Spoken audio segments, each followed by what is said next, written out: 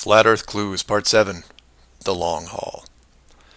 This is part of a series of clues that can help you get your head around both the design of the flat Earth system we live in and who has been involved in the deception to hide it from you. This clue looks into a topic I only glanced at in the original guide, which is the southern hemisphere, or in the flat Earth model, the land masses closest to the outer ring.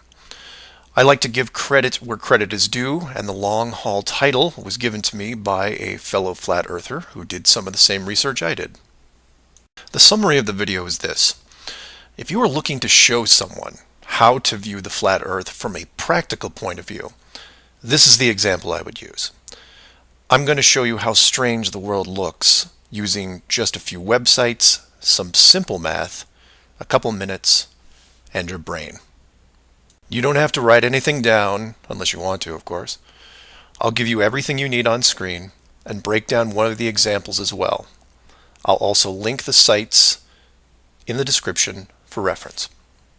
First, here are some websites that help you calculate distance. The GPS on your phone already does this, and you may have an app as well, but here are some dedicated examples.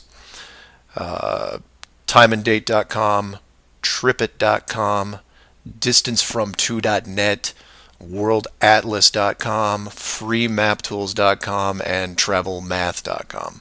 If your favorite isn't listed here, like Google Maps, then use whatever is most familiar to you. Now we are going to look at two specific groups of cities. The first group is going to be from the area around Australia, including New Zealand. We'll call this Group 1. Group 1 includes Melbourne, Australia, Sydney, Australia, Perth, Australia, Auckland, New Zealand, Christchurch, New Zealand, and Hamilton, New Zealand. The second group is going to be some cities in South America, all in the southern hemisphere. I mention this because if you go high enough, you will run into a few cities that won't work.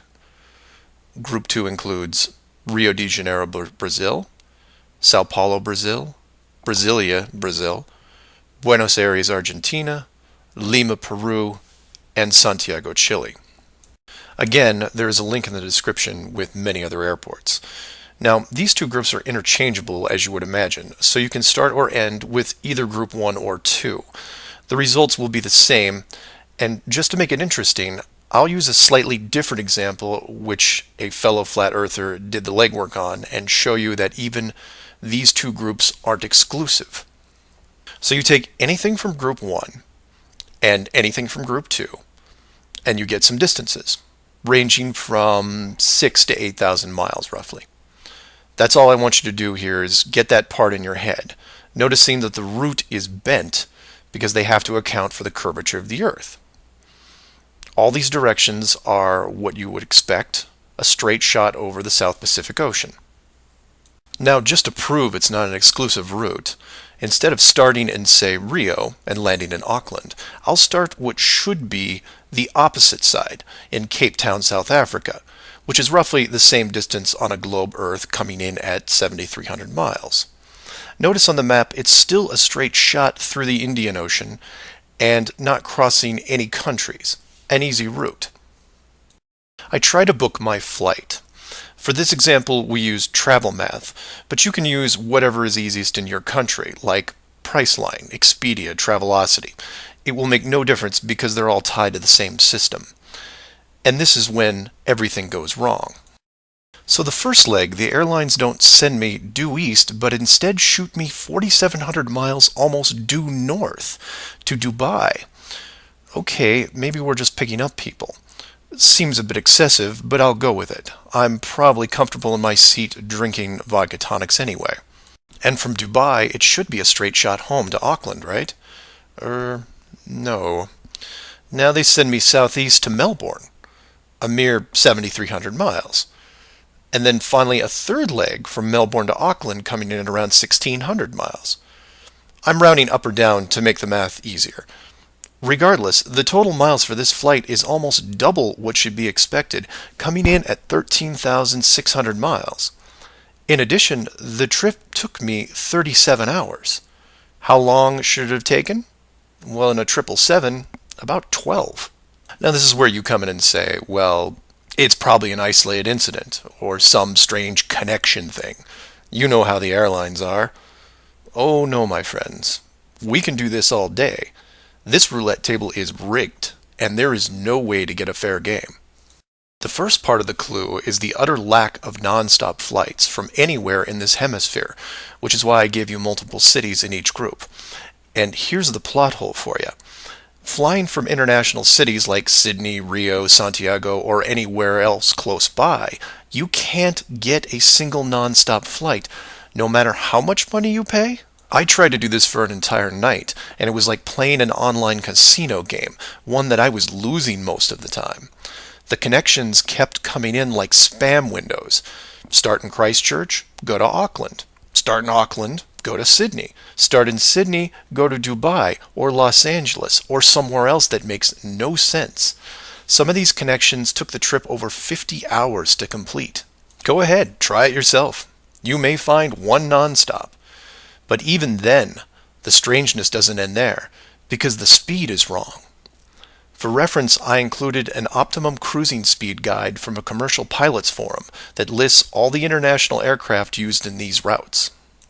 A 777, the current state-of-the-art flagship plane, designed for maximum fuel efficiency, has a cruising speed of 640 miles an hour. 7,400 miles comes in at around 12 hours. Try to find this route. It doesn't exist.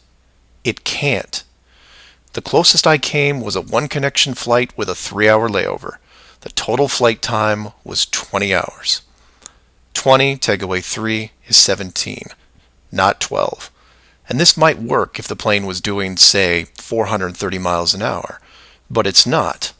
In fact, the slowest cruising speed I found was an older Airbus just around 593. But this is all just numbers, right? It is until you pull up the flat Earth map and look at the farthest 2 points, which just coincidentally are anywhere in Australia and most of South America. Or my example of Lower Africa, which you can see isn't west at all. It's a shell game, and a very good one at that. Keep people guessing with multiple connections and layovers, jumping from city to city. People just sit in their seats, trying to sleep through it. And then it hits you. Well, the pilots would know, right? They fly all day, every day. Certainly, they would have figured it out by now. Some of them would get suspicious, sure. Any decent navigator will be able to work out the speed, fuel consumption, and odd connections. But imagine what they would have to get their head around. First, they would have to ignore the world GPS system that has been leading them to their destinations without error.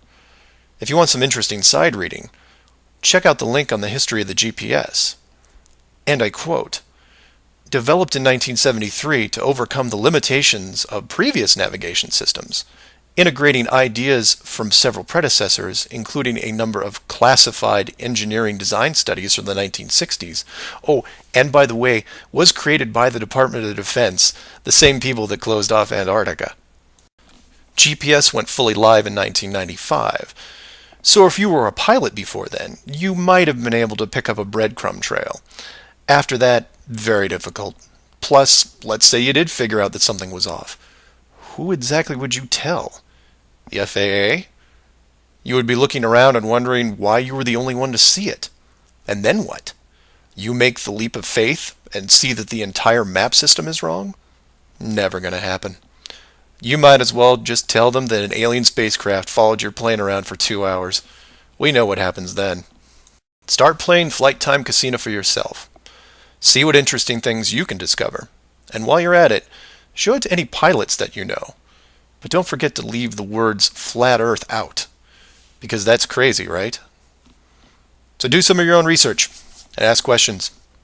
Please feel free to email me at msargent23@comcast.net or 303-494-6631.